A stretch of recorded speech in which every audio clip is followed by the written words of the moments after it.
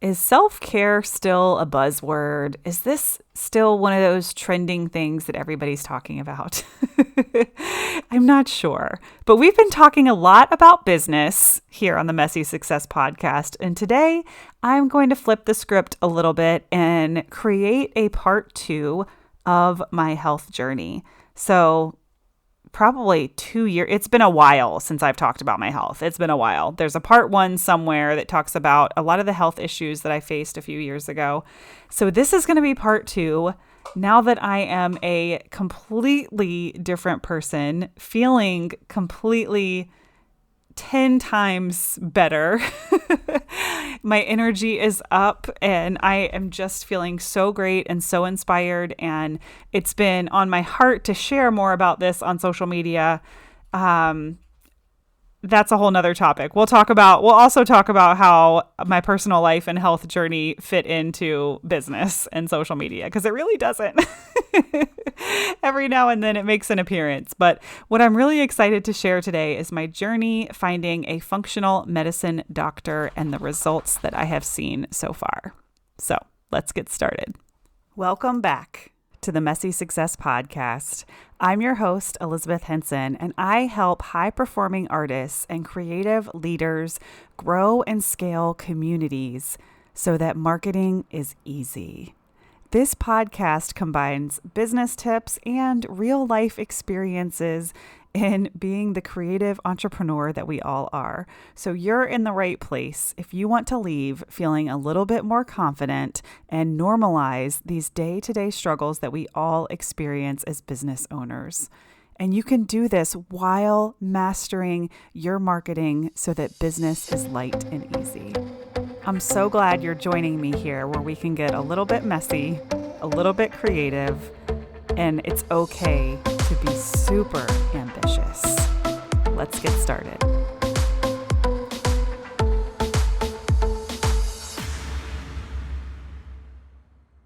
All right, before we get started today, just because my excitement level about this is at a 10 right now, 2024, we are going to be hosting an event, and it's going to be in Virginia Beach. I don't have any details yet, probably at the end of April. But what I'm going to do is if you are interested in actually coming to a 2-day in-person event with me and some of my amazing CMO Accelerator students, I'm going to put a wait list in the show notes, just a wait list for more information. And you guys can go there and just drop your name. And that way, when we are ready to open the doors and fill up some seats, you will be first to know. Because if you didn't already know, a couple years ago, before COVID, I had a local creative network called Hampton Roads Creative Network for Women. And this was my heart, you guys. I absolutely loved having a monthly meetup with about 30 women. And it was awesome. And I look back on that time just with so much fulfillment and purpose. And I know that I'm being called to start doing some of that again. So that's going to be happening a little bit in Q4. So I'm a little ahead of the game here. But Q4, I'm going to be really starting to think about my local peoples and hopefully bring them all together in April. But people are also going to be flying in from the event. My CMO Accelerator students are not local. So there's going to be a little bit of both. And I'm just really, really excited. It has been way too long since I've hosted anything in person. So again, I will put a wait list for that in the show notes. This is episode 127. So you'll go to elizabethhenson.co/E127. Okay, let's get started. So I'm going to start this journey in about January. So January of this year, of 2023, I was feeling pretty awful. And I started to really think that it was perimenopause. I was having pretty intense mood swings where I would feel kind of embarrassed at my short temper or, whatever. It was not a great time. Just being a business owner and a parent. And it wasn't any of those things. I knew that something was going on with me. And I had really had a lot of interest in finding a functional medicine doctor of some kind But the research that I did, the cost was a little bit higher than what I would like. And I honestly just didn't know where to start. So I eventually set up an appointment with my OB and just let her know what was going on, that my cycles were really irregular, that I was having these really intense mood swings. I just knew something was up. And I didn't really have a primary care physician at the time. That's another part I'm going to infuse into the story. So I was just going to my OB for everything. So she talked to me a little bit and, they did an exam and I wasn't necessarily showing any signs of perimenopause. Everything was still normal. But she said, I have a feeling like your vitamin D is low. So let's just do a quick blood test for vitamin D. So it turns out I was like super vitamin D deficient. So the first thing I did is get on a vitamin D supplement.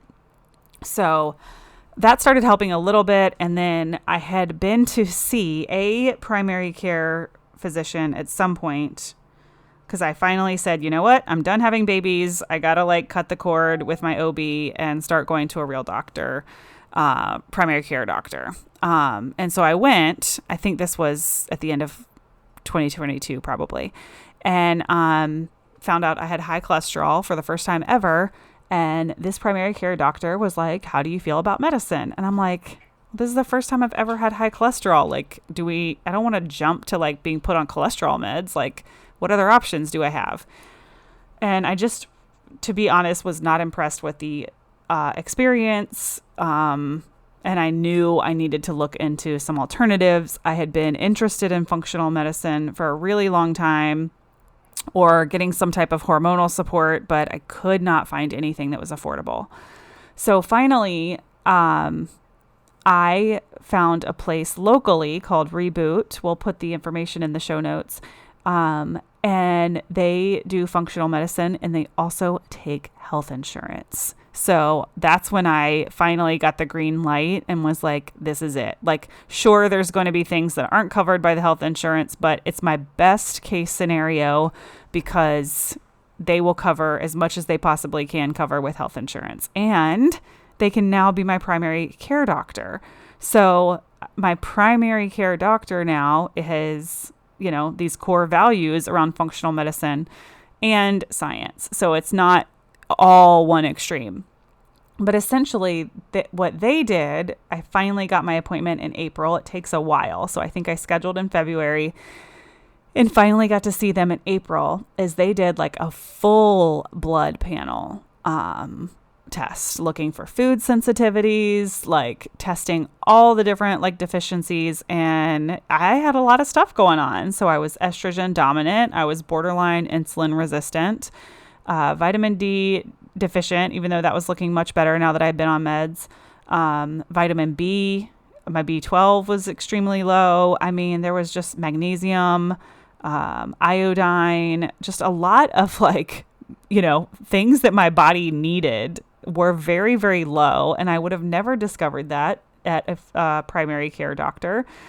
So immediately they got me on a bunch of supplements and I started feeling better very quickly. Now, I also started exercising in January a little bit. And when I say a little bit, I mean, I had started with this app called the 7-Minute app. You just go to the app store and you search 7-Minute workout app. It's green. And in January, I had decided I wasn't really trying to do anything other than anchor a habit of working out. So I would do these little 7-minute workouts. Sometimes I wouldn't even put shoes on. Sometimes I would be in my pajamas with the kids hanging all over me. But I just was really committed to doing those 7 minutes as many days as I could. Sometimes, some weeks it was 3 days a week. Some weeks it was, almost every day. But I was committed and I was like, it's not about getting it right or getting it perfect or even getting dressed. I'm just going to commit to doing the 7 minutes. And by March, so I started that in January, and by March, I was actually ready to start jogging and decided I wanted to train for a 5K. That was a big, big, big step. So that happened in January, March. So I started running in March and April to train for a 5K that was in May. That's pretty, now that I'm looking back on it, that was a really short window of time. So no wonder my 5K didn't feel as amazing as I thought it would. But I got the vitamins I started on like May 1st. So this was a little bit of an overlapping journey where I said, I'm going to take control of my own health, but I'm also going to get help. And by May is when everything was overlapping and coming together. So now I was on the supplements. I had completely changed my diet with my functional medicines doctor's help based on looking at my blood work and what areas I was short. What did I need to eat specifically? There was no intolerances or allergies, which is great, but we cut out dairy and gluten for the most part. Again, there's no allergy, so I don't have to worry about it when I go to a restaurant. It's not extreme. But for the most part, I started trying to eat just clean, right? And not perfect, but clean. So all these things started coming together in May, and that's when I really started to feel better. And I didn't share much about it on the podcast, but in 2022, the second half of 2022, I was just dealing with a back injury or back pain. I don't know, but that's why there was such a long period of time where I really didn't take care of myself, because all I was doing is going to the chiropractor and just praying that that would fix my problem. And it did get my pain from an 8 to a 2. So I do recommend chiropractors. It definitely helped, but it couldn't get me to a 0. So I finally decided that I was going to take matters into my own hands and just start exercising, and it didn't have to be pretty and it didn't have to, drive any kind of result, but I just had to figure it out. So I was kind of like, no more poor me, like we're doing this. So I knew this was going to be a year of like just getting my shit together. Okay, so we're back in May. And I ran my 5K on my birthday weekend. It was like so important and meaningful to me to run that 5K on my birthday and just celebrate myself. I think I actually did talk about that on the podcast.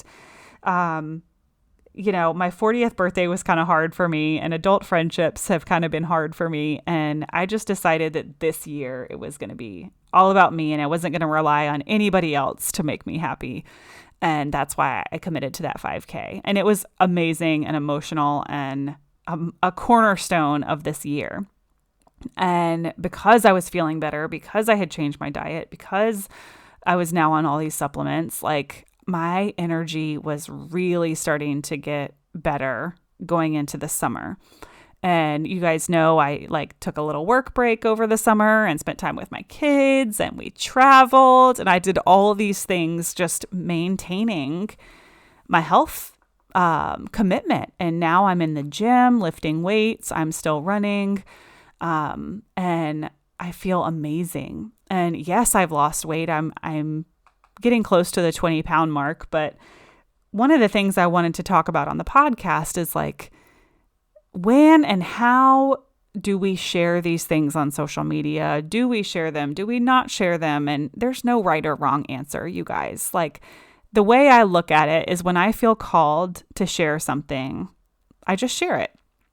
And one of the first videos that I shared about my kind of just the new me that is now working out regularly, I got so many awesome messages from like former field hockey players just saying how impactful I was, on their journey, and how they could still like hear my voice, talking to them through their running. And oh my gosh, it really meant a lot to me. So that moment I was like, okay, like I'm not going to flip my social media page to be like all about Liz's health journey, but it was nice to know that my audience felt something, or that it helped them in some way by me sharing a little bit of those nuggets.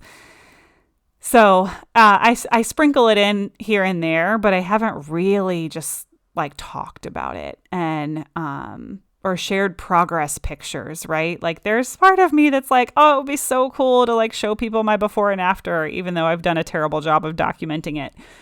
But as a mom of, 3 kids, but particularly 2 girls, it is very important to me and how I show up in the world that I am not showing them or modeling to them or telling them that a thinner body is a better body.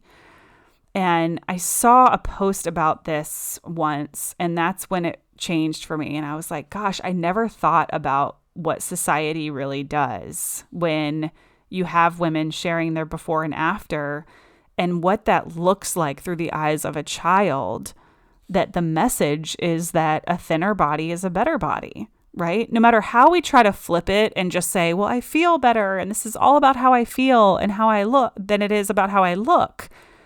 But the action that we're taking when we're showing the world how we look is giving that micro impression to children or to women that thinner is better. And gosh, society already does that. My girls already are going to have to deal with thinner being better from society. I just don't want them to see that from their mother too. So that's one of the reasons why I really haven't, shared a ton on social media as far as like my transformation, because I just don't want to instill that in them. And I don't want them to ever think that somebody is less worthy if they're in a larger body, or that even mommy was less worthy when I was in a thicker body. And that's just important to me. So I'm just navigating all of that in real time when I choose what type of content, that I do share. And, not just for my daughters, but for everyone else out there too. And it is about how we feel. And I feel on the inside like a completely different person. I feel it in so many levels of my life right now, not just my health journey, but I do think my health journey has given me so much mental clarity. I don't have the brain fog that I had for a long time. And I went to a leadership workshop in late February, and I just knew 2023 was going to be different. Like, I just knew. And gosh, I have just evolved into a totally different person.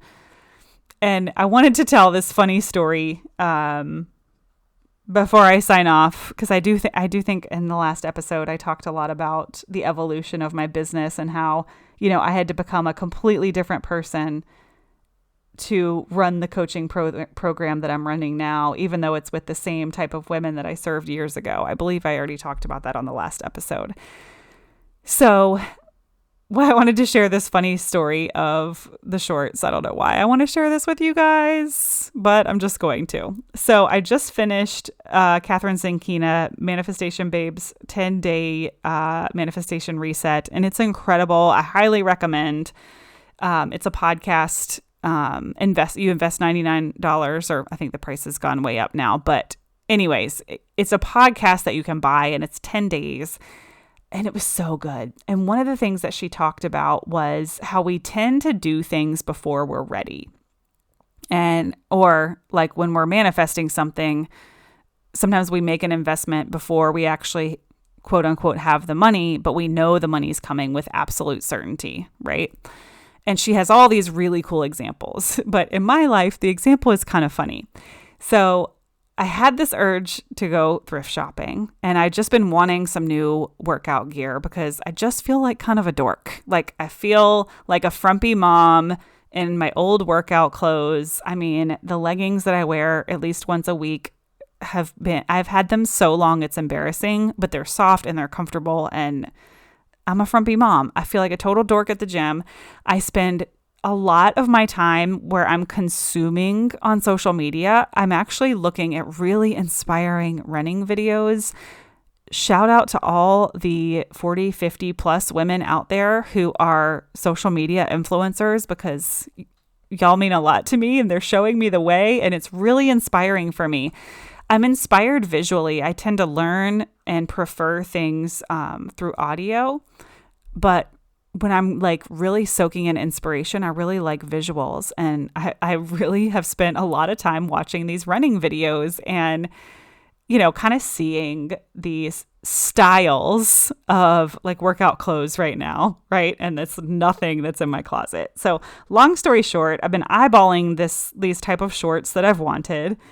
And I'm 41, so I don't need to be wearing like short little tight shorts. But for whatever reason, something intuitively is like, just get some of these shorts for fun, okay? I can't believe I'm even sharing this on the podcast. So I decided to go thrift shopping the other day, and what is like literally front and center when I walk in is these adorable shorts. They've never been worn. They retail for like $50. And, you know, I'm like, I would never go out and pay $50 for these right now because I'm not even confident I will wear them, but I'm going to buy them because I tried them on and they fit perfect. And I'm not sure I'm ready to wear them, but I'm going to buy them. So listening to that podcast, I thought about the shorts because I was like, these shorts are not for the current version of me. They're for the version of me that I'm becoming. I'm becoming somebody completely different. And maybe that's going to be one of those like badass 50-year-old women who rock the Q workout gear. Oh my goodness. So anyway, I don't know why I felt called to share that with you guys. I got the cute shorts. I'm sure I will wear them at some point. And yeah. I don't need to get into all that. It doesn't really boil down to like insecurities as much as like comfort for me. And I just don't find shorts to be super comfortable, but maybe I'll change my mind. These did seem pretty nice when I tried them on. But all that to say, sometimes we do things in our life because we're making that decision based on who we're becoming, not who we are right now. And that, my friends, is a beautiful thing. And I want you to embrace it when that happens, because the only way to create the reality that we want is to operate as if we're already there. And I'm really learning these principles and living these principles, even if it is just in the form of a pair of shorts. And I know that there's a ripple effect here that's happening in my life, and that is just an example. So I just want to encourage you that it's okay to go out and buy a cute outfit based on the version of you that you're becoming, not necessarily the version of you that you are. And I don't necessarily mean that from a weight loss standpoint as just how we feel, right? Like we all know the best way to build confidence is just to take action and to continue doing what we say we're going to do. And the best part about this entire health and fitness journey for me isn't my reflection in the mirror. Truly, it's how I feel and it's my energy levels and the trust that I'm building with myself that this is like for real now and that I'm not going back, and how strong I feel. Just walking out of Walmart the other day, I was like, God, I feel strong carrying these groceries and not like I'm going to die or pass out or, you know, like my legs are just eating my shorts. Like I feel strong and powerful and comfortable in my own skin. And that internal shift is incredible. And I feel like that internal shift can happen whether your physical body changes or not. It's so much more about what's on the inside. But I also believe you have to feel better to do better. So if you're not feeling good, go get some blood work done and just get your vitamin levels looked at, because it could be something as simple as vitamin D and B12 and things that you can get over the counter. But when we're playing the guessing game of what our body might need, we don't know. And that blood work, that functional medicine, those principles, it takes the guesswork out of all of it. I mean, I was sitting here like, should I be eating meat or should I be not eating meat? Should I be eating eggs or not eating eggs? And we were able to look at my health as a whole and figure out exactly what I should be eating. And it's like, I feel completely different inside and outside. So there you have it. Hope that was helpful. A little bit of behind the scenes. I will, continue to share tidbits here and there as I feel inspired, but I just wanted to share with the world how amazing this year has been. And I truly get in my car and leave the gym some days, and I feel like overwhelmed with emotion and gratitude that I did this for myself, and, just thanking myself for making the decision to do this. And it's overwhelming in the best way. So if self-care is a buzzword for you, I encourage you to make sure that you are taking care of yourself. There's something there. There's a reason that word is so trendy and so popular. but it really is going to help build trust with yourself, going to build confidence and all the things that you need to even run a more successful business. I mean, 2023 is such proof of that for me that you have to feel better, to do better. And then when you feel better, you do better. Did that make sense? All right, you guys, I will see you next week. Thank you so much for being here. If you enjoyed this or it was helpful, feel free to share it with a friend or leave us a review on iTunes. It would mean the world. Thank you so much.